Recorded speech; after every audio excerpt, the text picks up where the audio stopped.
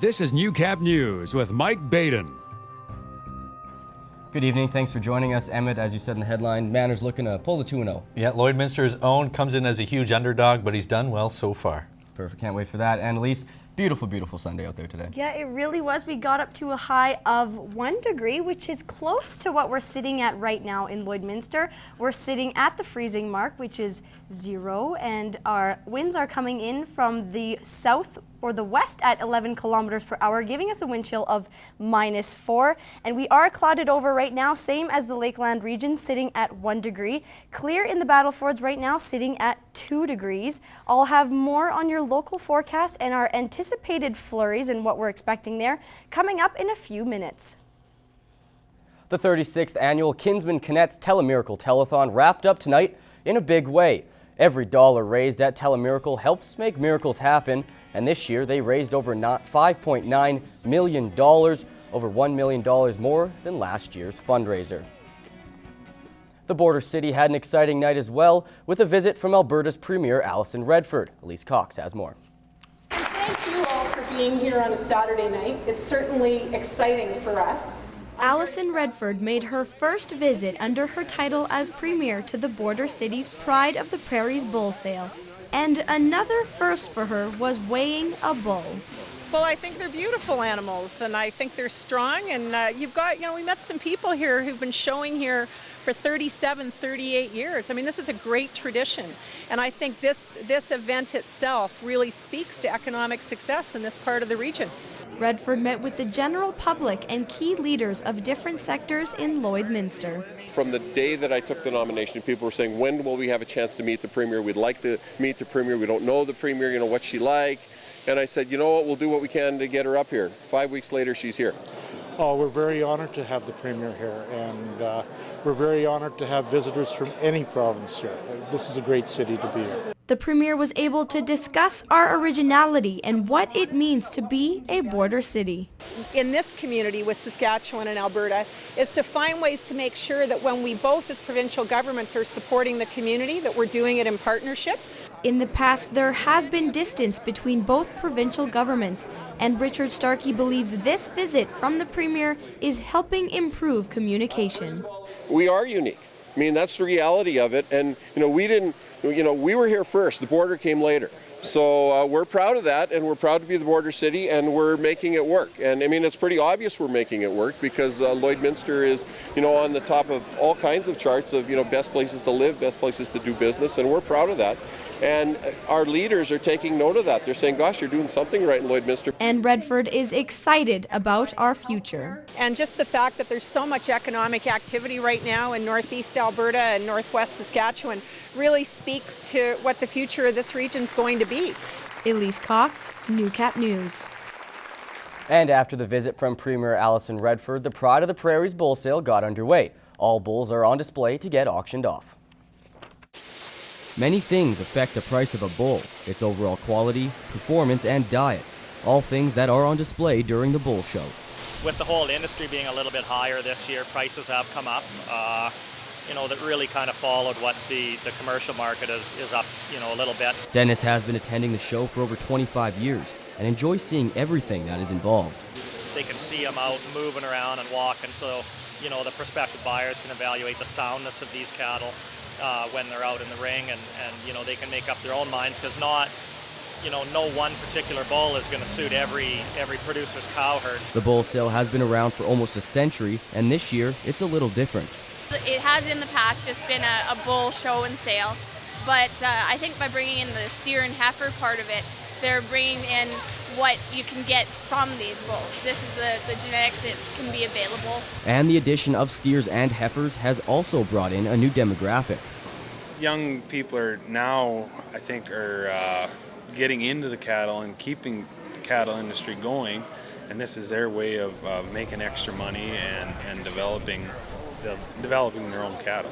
The auction will begin tonight and continue on tomorrow. Haiti, a small country in the Caribbean that shares an island with the Dominican Republic, is still in dire need of financial help and volunteers to help rebuild the devastating earthquake of 2010. Before the kickoff of Telemiracle, Haiti was the cause to fundraise for Friday night in Vermilion. Parkview Alliance Church held a charity dinner to raise money for their missionaries to bring relief to Haiti. A group of 17 men and women from the church, including Pastor Mike Shallon, will be making the trip to Haiti this coming July in an effort to help rebuild and bring what aid they can. There's a lot of different needs in Haiti, and so we are just prepared to go down there and serve where the need is at the time. Local musician Sam Lundell volunteered his musical talents for entertainment during the dinner. A busy weekend for Lundell as he also performed at Telemiracle earlier today. A dessert and silent auction also helped contribute funds. The event was a huge success, selling out both settings and raising thousands of dollars for the trip. Emmett joins us for our first look at sports. And Emmett, it's day 2 of the Brier, and there's been some pretty interesting matches so far. Yeah, Nova Scotia surprising near the top, and Scott Manners is hoping to add his name to the top of the list. And despite being a huge underdog, Scott Manners has kicked off the championships with a solid start. Before competitive play began, Manners played his way to the semis in the Ford Hot Shot Skills competition, where he lost to Ontario's Wayne Madaw. In the opening draw, Manners faced PEI's Michael Goody. Saskatchewan led the match from start to finish, closing with an 8-4 victory. Today, Manners was in a dogfight with winless BC. The teams traded blanks and singles until the 6th, when BC's Jim Cotter stole one to take a 3-2 lead.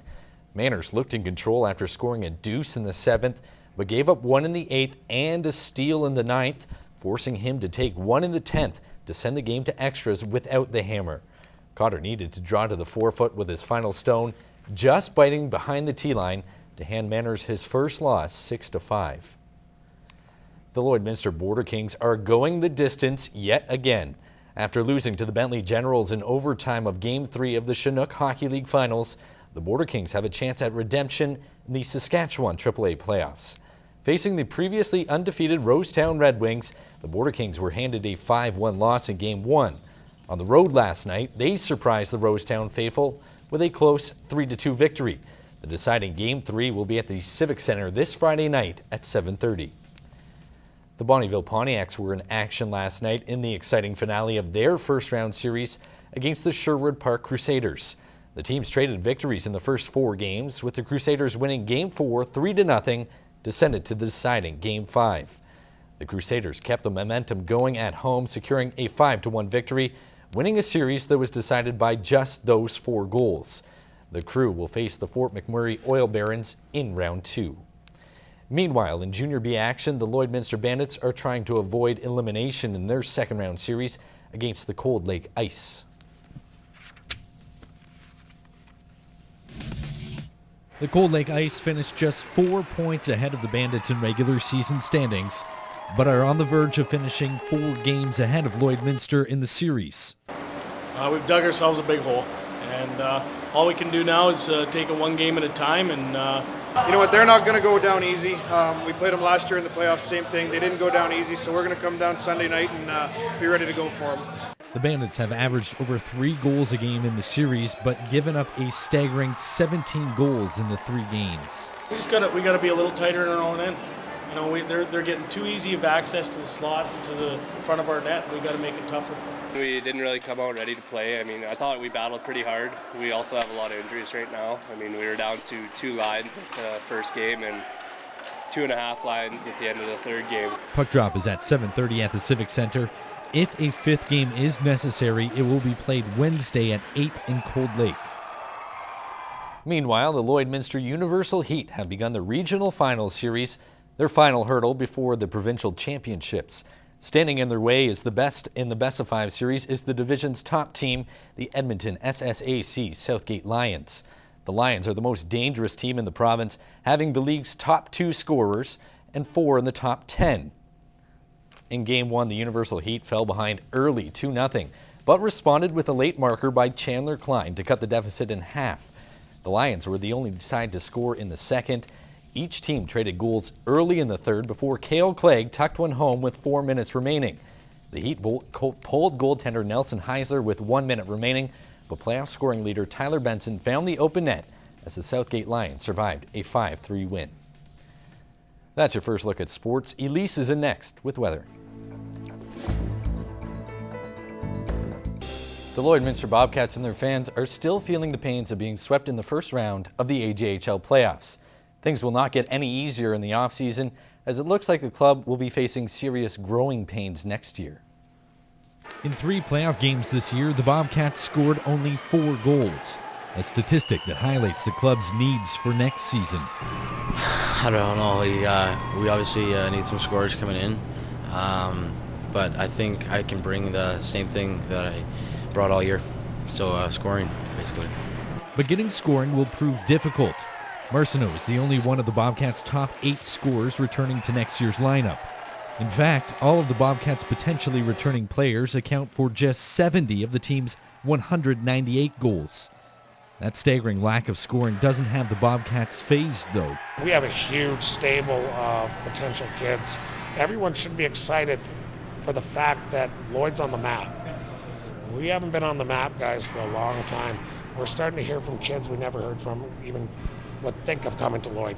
The responsibility of leading the new Cats will fall on the young shoulders of this year's rookies, something Curran thinks his core group is ready for. You just see too many kids, as soon as they step onto the ice with a junior A team, that they should be playing all the time. These kids didn't. These kids worked and worked on getting their games better and proving that they had to be in there. It's important that they come into the season and show like the younger guys, and from the beginning of the season to the end of the season, make sure that they're consistent and bring their game night in, night out. Bringing a positive attitude to the rink every day and guiding us, not really like tearing us down, but more helping us adjust to the speed and the league and whatnot. More leadership personally, and maybe bring it next year and teach our rookies next year some of the things that I learned from Tanner. The Bobcats expect a bigger turnout to this season's spring camp and are looking at signing a couple of local prospects this offseason. That is all the time we have for tonight. Thanks for watching. Good night. Good night.